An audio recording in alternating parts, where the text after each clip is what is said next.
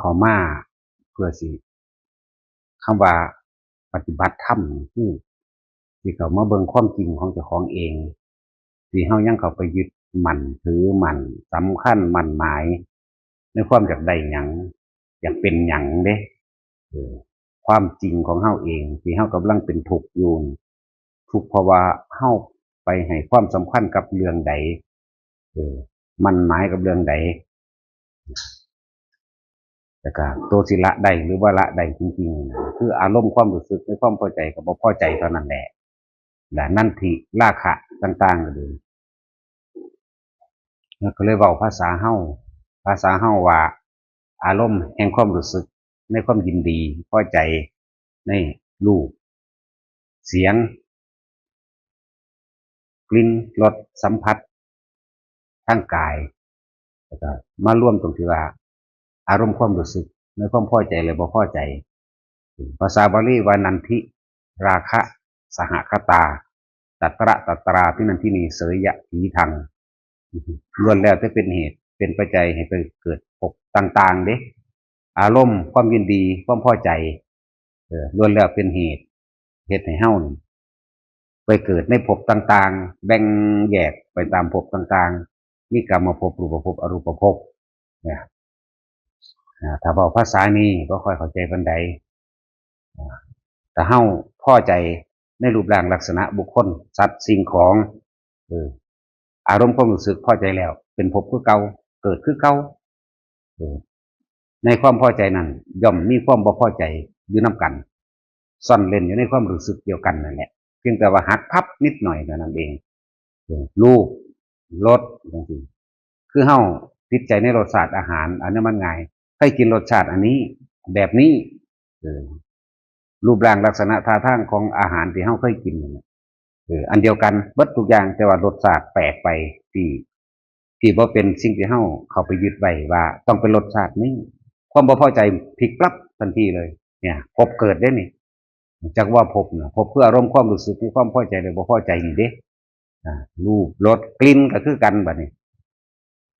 กินดอกไม้ที่เฮามักนั่นแหละหรือกินหยังก็แล้วแต่ที่เฮามักกินดอกไม้เฮาก็ยึดมันถือมันเอาไว้แล้วว่ากลิ่นนี่กลิ่นมะลินี่ต้องหอมเย็นลึกแบบนี้แต่ว่าบัดนี้กลิ่นดอกมะลิอันนั้นมันผิดแปลกแหวกที่เฮาจดจำที่เป็นสัญญาเป็นอารมณ์ความรู้สึกที่พอใจแบบนี้พลิกปั๊บคือกันนี่ละเกิดคือเก่าเด้อนี่แหละนั่นที่ราคะนะครับบอกนี่แหละความเพลิดความเพลินความยินดีความพอใจในอารมณ์ความรู้สึกรูปรสกลิ่นเสียงก็คือกันเอาง่ายๆคือเสียงเพลงนั่นแหละขนาดเพลงฝรั่งเพลงจีนเพลงพม่าเพลงเขมรเพลงไทยเฮาฟังบ่รู้เรื่องกะสร้างเปิดขึ้นมาปุ๊บมันพอใจโหลดต่อถ้าอันมันบ่พอใจเดี๋ยวมันก็พลิกปั๊บคือกันนี่แหละคือว่ารูปรสกลิ่นเสียงสัมผัสทางกายบัดนี้ขนาดเสื้อผ้าตัวเก่าของเขาเจ้าของเองหรือผ้าขนหนูตัวเก่าของเจ้าของเองนี่แหละให้ผู้ใดผู้หนึ่งไปซักไปตากหรือตัวเองซักกะสร้างตอนแรกมันใส่นุ่มๆโดยสัมผัสดีแบบนั้นแบบนี้พอไปตากแห้งมาแล้วเอามาถูเจ้าของเองมันบ่เป็นไปตามอารมณ์ความรู้สึกอันเก่าที่เจ้าของหยิบพลิกปั๊บขึ้นมาศูนย์ใส่มันโหลดนี่ไหมมันอยู่แค่นี้นึงเด้ธรรมะนะพลิกปั๊บอยู่ในความพอใจกับความบ่พอใจเด้หนึ่งไอ้คำว่าภพมันเกิดแบบนี้นึงเด้เนี่ยศึกษาธรรมะต้องศึกษาเขาไม่ในตัวเองเด้ศึกษาเขามาในกายในวาจาในใจของเจ้าของเองนี่เด้ศึกษาเขามาในกายคือความรู้สึกของเจ้าของเองนี่แหละในตาในหูในจมูกในลิ้นในกายของเจ้าของเองเด้ตัวรองรับทั้งเบิดแล้วตัวนั่นคือตัวใจก็คือตัวความรู้สึกเด้อความรู้สึกนี่แหละพอใจกับบ่พอใจเท่านั้นเกิดทั้งเบิดแต่พอใจกับบ่พอใจล่ะนี่ต่างๆถ้าสิบ่อยากเกิดต้องหูให้มันทันท่านอย่างท่านความคิดแต่ความคิดเป็นเหตุเป็นความคิดนั่นแหละเป็นตัวเหตุให้เฮาความคิดของเฮาเป็นตัวปรุงแต่งไปคิดไปปรับปรุงไปเพื่อมันเกิดในความพอใจหรือบ่พอใจเนี่ยฉะนั้นวิธีสิเฮ็ดให้อารมณ์เกิดบ่ได้ดักความคิดเจ้าของเด้ศึกษาธรรมะนี่ศึกษาคำว่าในตัวเองก็เลยกาย เนี่ยก็ร่วมละก็อย่างว่าเมื่อกี้เวทนาคือความรู้สึกสุขทุกข์และอุเบกขาก็แต่กายเวทนาจิตนี่ตัวใหญ่มันเลยจิตกับผู้รู้กันเดียวกันนั่นแหละจิตใจผู้รู้มโนวิญญาณกันอันเดียวกันเบิดภาษามันจะเฮาจะความรู้สึกโหลดเอาความรู้สึกโหลดกายเวทนาความรู้สึกที่พอใจและไม่พอใจโหลดคำว่าธรรมคือสิ่งทั้งหลายทั้งปวงที่เขามากระทบธรรมคือสิ่งทั้งหลายทั้งปวงแม่นเบิดเลยที่เฮาเห็นนั่นแหละแต่สิเว้าเรื่องกิเลส1,500ก็แม่นเบิดในสิ่งที่เฮาเห็นนั่นแหละเฮาได้ยินนั่นแหละในได้กลิ่นนั่นน่ะรูปรสกลิ่นเสียงสัมผัสกระทบรู้สึกนั่นแหละกิเลส1,500ตัณหา108ก็ออกจากตาหูจมูกลิ้นใจรูปรสกลิ่นเสียงสัมผัสอารมณ์ความรู้สึกของเฮาเองแหละเกิดจากอาจตนะ6จากอาจตนะบ่กับตาหูจมูกลิ้นกายนั่นแหละนี่ต่อมากะตาหูจมูกลิ้นกายมันก็จำรูปจำรสจำกลิ่นจำเสียงจำสับจำสัมผัสจำอารมณ์เนี่ยก็เลยแบ่งแยกออกไปเป็นอดีตที่ผ่านมาแล้วที่เฮาจดจำสมไว้36อย่างคนเฮาสิอยู่กับอดีตกับอนาคตปรุงแต่งไปอีกจะเป็นอนาคตอีก36อย่างคิดนึกตอนที่มันอยู่ในปัจจุบันแต่ว่าบ่รู้เท่าทันความคิดนึกในปัจจุบันก็เป็น36อย่าง36คูณ3ก็เลยเป็น108ก็เลยว่ากิเลสตัณหา108เกิดจากความรู้สึกเข้าตัวเดียวนี่แหละดังนั้นว่าบ่ต้องไปรู้มากแบบนี้ก็ได้ดอกเด้อนี่แค่เศษเสี้ยวนึงนะที่บอกมาเฮาสำนีเฮาก็ยังบ่ได้รู้ความหมายในภาษาอยู่เอาง่ายๆคนเฮาต้องรู้จักร้อนรู้จักหนาวรู้จักเจ็บรู้จักปวดนะรู้จักความรู้สึกพอใจกับบ่พอใจของเจ้าของไหมเฮ็ดจังได๋สิระงับความรู้สึกที่พอใจและบ่พอใจของเจ้าของได้เฮ็ดจังได๋เนี่ยก็เลยว่าศึกษาเข้ามาฮู้ให้มันทันความคิดเจ้าของนั่นเองวิธีมันก็มีอยู่แล้วเพิ่นก็บอกอยู่แล้วพยายามอยู่กับลมหายใจมั่งอยู่กับเวทนาอันเกิดจากอาการปิติเกิดมั่งจิตในจิตมันคุ้มของมันอยู่แล้วล่ะจริงๆน่ะจิตในจิตแล้วก็เวทนาแล้วก็กายเพราะว่าทุกสิ่งทุกอย่างเกิดจากใจของเฮาเองความรู้สึกเฮาเองดังนั้นว่าอย่าไปศึกษาออกไปข้างนอกอย่าไปสนใจเรื่องหูทิพตาทิพมันสิทิพซำใดตั้งแต่ตาดีๆดิบๆเห็นกันอยู่เดี๋ยวนี้มันก็ยังละบ่ได้อยู่มันสิไปเสริญเอาอีหยังกับไปตาทิพเห็นผีเห็นเปรตเทวดาตาเห็นคนอยู่เดี๋ยวนี้ยังมันหักมันยังสั่งอยู่นี่แหมเห็นหมาเห็นหมูเดี๋ยวนี้มันยังหักยังสั่งอยู่นี่แหมเห็นต้นไม้เห็นภูเขาอยู่นี่มันยังมีตัวงามตัวขี้ร้ายแหมนี่แหมหูได้ยินเสียงคนผู้นั้นเว้าดีผู้นี้เว้าบ่ดี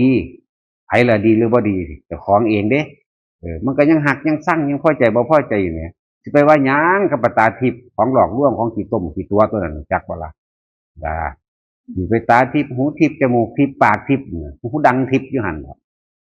ตั้งแต่อันมันหยาบๆอยู่เดี๋ยวนี้มันก็ยังละบ่ได้แล้วสิไปอีหยังกับอันมันทิพย์ที่เข้าใจว่ากันนะนี่แล้วมันบ่ได้ศึกษาธรรมะในตัวเองเด้มันบ่ได้เบิ่งความจริงในตัวเองว่าตัวเองเนี่ยนะมีความรู้สึกอีหยังแบบใดบ่ทั้งเบิดนี่เฮาหมายเอาคือบ่กลับมาเกิดอย่างเดียวเด้อเฮาบ่ได้สนใจอย่างอื่นได้ภาษาของแถมของเล่นเด็กน้อยเด่นซ้ำเห็นผีเห็นเปรตเห็นเทวดาเห็นพรหมของเล่นเป็นของเล่นจักนิดหน่อยเบิดแล้วซ้ำนั้นนั่นแหละของหยาบๆเพิ่นยังละบ่ได้สิไปเอาอีหยังกับของจังซั่นของที่ตาของบ่ค่อยเห็นอันเห็นอยู่แล้วนี่แหมหมานี่เกิดมาจากอารมณ์ใดนอจึงเกิดเป็นหมานี่แหมงัวควายเนี่ยเกิดจากอารมณ์ใดงัวควายมันมาจากไสนอนี่แหมมดดำมดแดงปลวกนี่แหมมันมาจากไสความเป็นต้นของมันมาจากไสนอนี่แหมเกิดจากอารมณ์โลภอารมณ์โกรธอารมณ์หลงใดนอมันคือมาเกิดเป็นหมูเป็นหมาเป็นงัวเป็นควายแหมนี่แหมนี่ก็ศึกษาเข้ามาในตนเพิ่นก็เทียบไว้แล้วเด้ล่ะโกรธไปนรกแต่ว่าบ่เคยเห็นนรกโลภเปรตแต่ว่าบ่เคยเห็นเปรตทั้งบ่ฮู้จักเปรตรู้จักว่าเปรตก็ในตัวเจ้าของแหมเปรตก็ในความคิดเจ้าของแหมเปรตก็ในใจเจ้าของแหม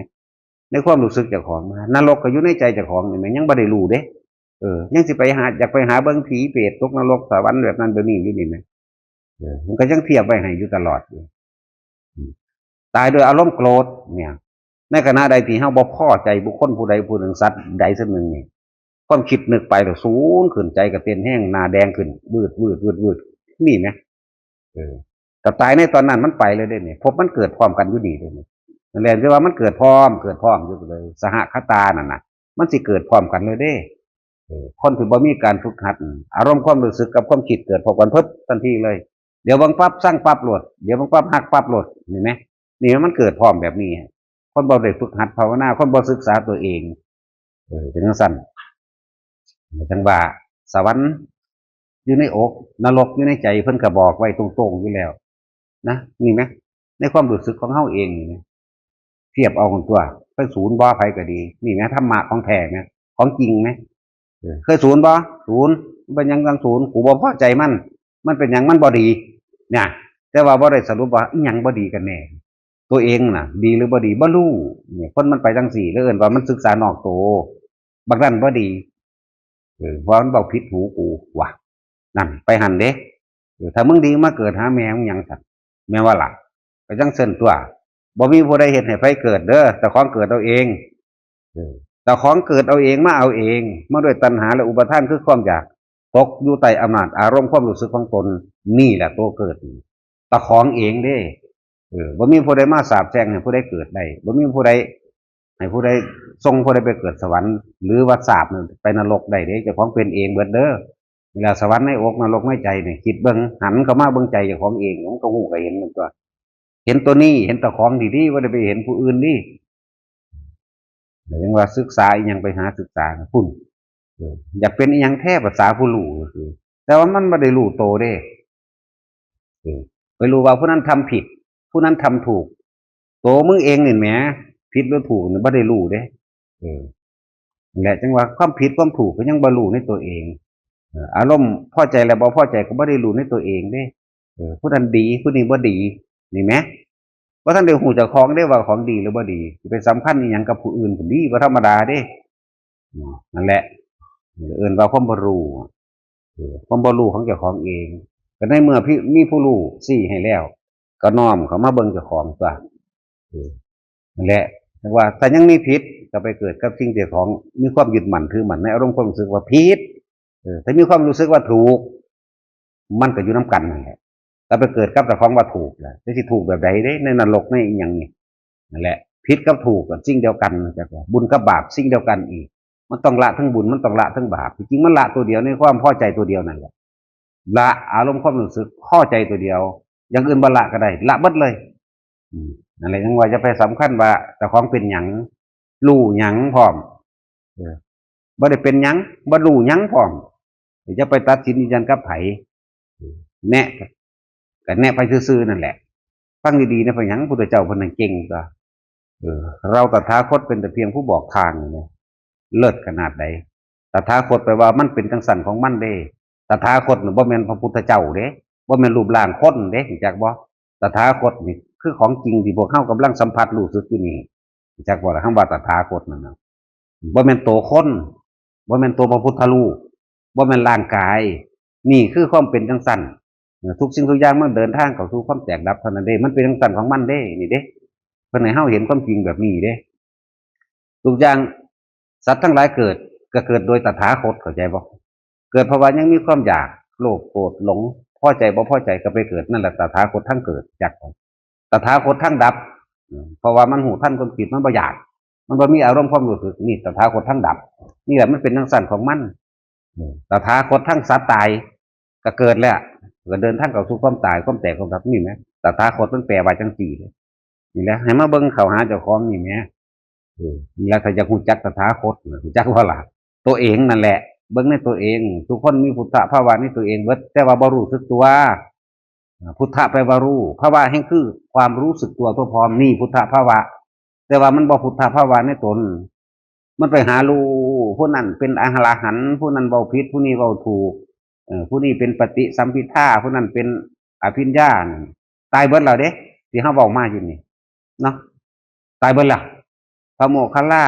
ปฏิสัมภิทาเลิศฤทธิ์ผู้นั้นเป็นเลิศนั่นผู้นี้เป็นเลิศนี่ตายเบิดล่ะรู้จักบ่ล่ะและบอกว่าให้มันฮู้ความรู้สึกตัวทั่วพร้อมของตัวของเองนี่แหละบ่ได้มีอีหยังมากในการปฏิบัติเพื่อให้เข้าถึง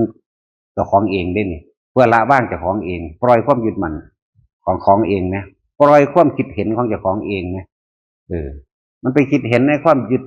ผิดถูกนั่นมันไปยืนยันตัดสินนะอารมณ์เกิดเป็นสั้นนี่ไหมผิดถูกนี่ไหมบุญบาปมุ่นี่กับนี่ไหมน้อมเข้ามาเบิ่งอันใดมึงสิกำลังสิคิดไปนี่ละความเห็นปั๊บโหลดนะกลับมาอยู่กับลมนี่ละก็ดีแค่นี้จะไปเอาอีหยังยากจะไปหูทิพตาทิพยังหูดีๆตาหนวกที่เดียวนี่ยังไม่ได้รู้เรื่องยังไม่ได้รู้เรื่องของเจ้าของขนาดตาเห็นที่เดียวนี่มันยังสั่งคนนั้นยังหักผู้นี้อยู่นี่ไหมสิไปวายยังกับของจังสันนั่นแหละว่าหันเข้ามามันบ่ได้ยากรู้สึกตัวทั่วพร้อมอยู่ตลอดเป็นผู้มีจิตหนึ่งที่เพ่งอยู่ในอารมณ์อันเป็นหนึ่งนี่ไหมมันบ่ไปใส่เลยตัวจับดักความจิตบ่ให้มันไปความรู้สึกอยู่ในลมเข้าออกนี่หรือความรู้สึกในอาการปิติที่เฮาให้ทุกคนเริ่มต้นแรกโดยอุณาโลมอยู่นี่เฮ็ดอยู่แค่นี้มันก็ไปได้ละ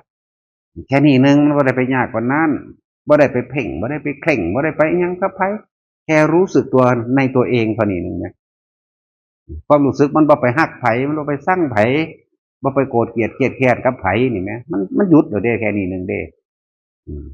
และได้ยินได้ฟังมาล่ะผู้ใดมามีแต่เอาแต่ยอดโลด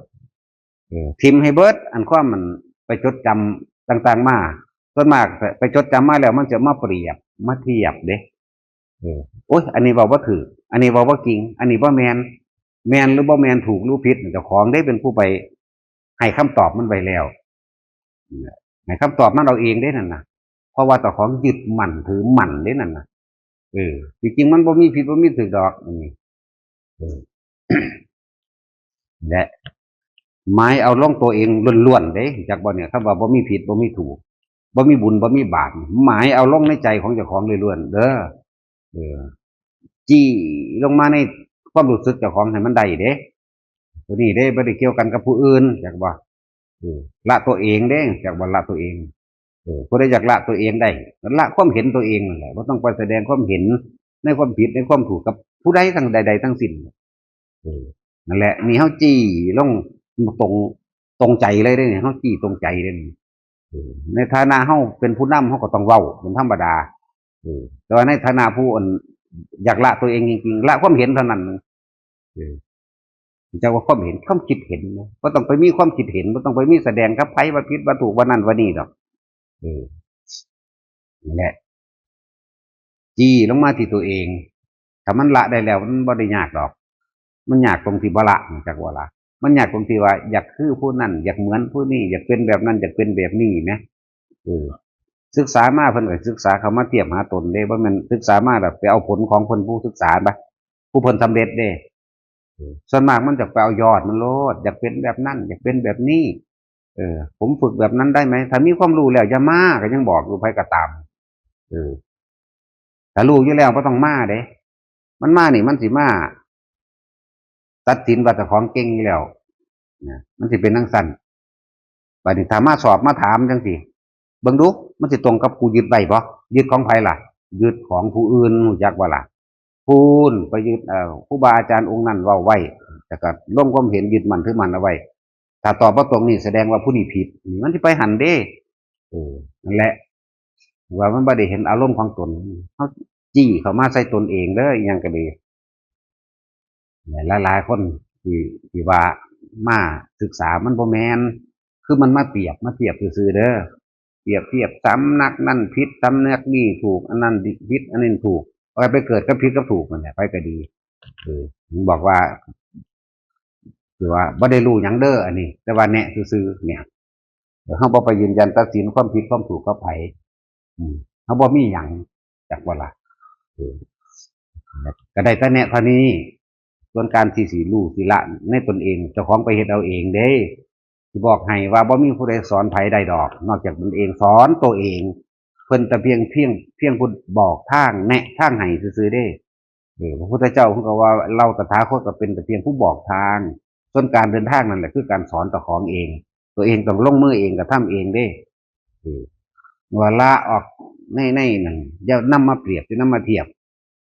แต่ฮู้จักว่าแต่ของยังมีอารมณ์พอใจมันบ่ได้ยากดอกพอใจหรือบ่พอใจเห็นปั๊บสั่งปั๊บเห็นปั๊บฮักปั๊บโลดแค่นี้ก็เกิดแล้วเด้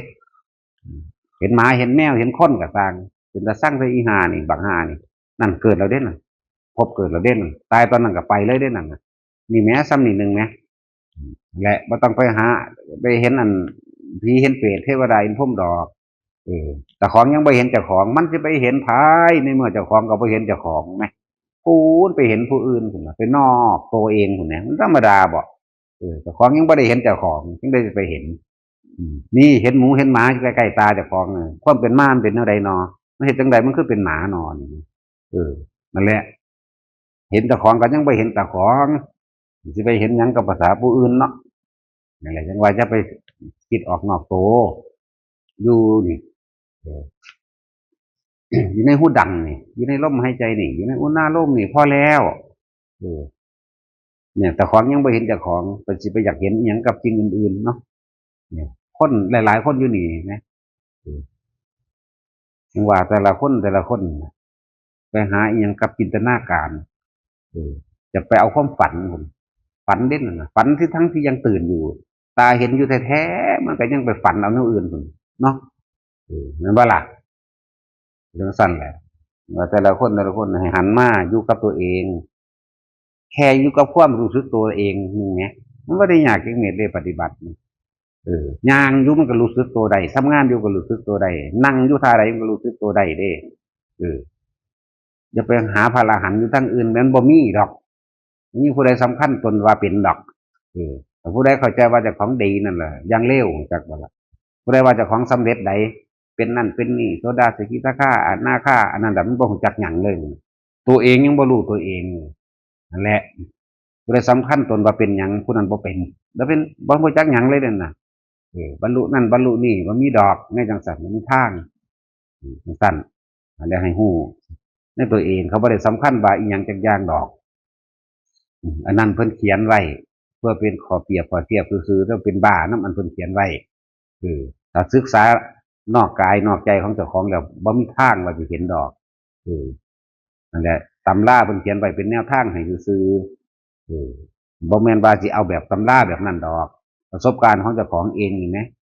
เราต้องละอย่างนั้นเราต้องละอย่างนี้ละนันทิอย่างนี้อย่างนี้ไหมสั้นโดดๆดาวๆเวลาย่านผีมันสิละนันทิหาแมงบอกจังสัตว์พูนไปเนื้อคิดพุ่นคิดพี่นี่แม้มันสิไปเอิ้นบ่ได้เอิ้นบ่ละนันทิได้จังสัตว์ไปอยู่น้ำปลาเนี่ยงูมากงูสิกัดกูบ่นอสิมีปิงบ่นอฝนตกมาฟ้าห้องฟ้าพาอันนั่นนี่บ่นั่นย่านลำบากจังสันจังสี่นอนนี่แหมนั่นทิแหมนี่แหมความเพลิดความยินดีความพอใจของเจ้าของไหมมันก็มีน้ำกันแต่มีพอใจแหละมันก็มีบ่พอใจติดกันเนื่องกันอยู่หลดแต่จังหวะแต่ละคนศึกษาเข้ามาในตัวเองนี่เด้แหละบ่แม่นว่าสิไปเอายอดเอาผลของคนนั้นของนี้เพิ่นตายไปแล้วเด้อันผู้ว่าพอโมคคัลลาเก่งๆภาษาลิบุตรเก่งๆเลิศทั้งปัญญาและฤทธิ์เดชตายไปแล้วพระพุทธเจ้าเฮาหังกว่าหมู่ตัวก็ตายแล้วแหมนั่นแหละจังว่าศึกษาเข้ามาผู้ใดก็มีพุทธะผู้ใดก็เป็นพุทธะได้คือกันนี่รู้สึกโตนี่ได้พุทธะจักบ่ล่ะนี่แหมพุทธะพูนถ้าสิเว้าเปรียบๆแน่จักหน่อยสัมมาสัมพุทธะคือเพิ่นผู้รู้ก่อนหมู่รู้ก่อนหมู่ทั้งเบิดเลยเอิ้นว่าสัมมาสัมพุทธเจ้าปัจเจกพุทธะผู้นั้นก็รู้เฉพาะตนบ่สอนไผอนุพุทธะคือพวกเฮานี่แหละรู้ตามผู้ใดก็เป็นพุทธะได้บัดนี้เข้าใจว่าล่ะรู้ภาวะในเจ้าของเองรู้ลมหายใจของเองรู้ความรู้สึกของเจ้าของเองอยู่แค่นี้นึงได้นี่แหละพุทธะละพอ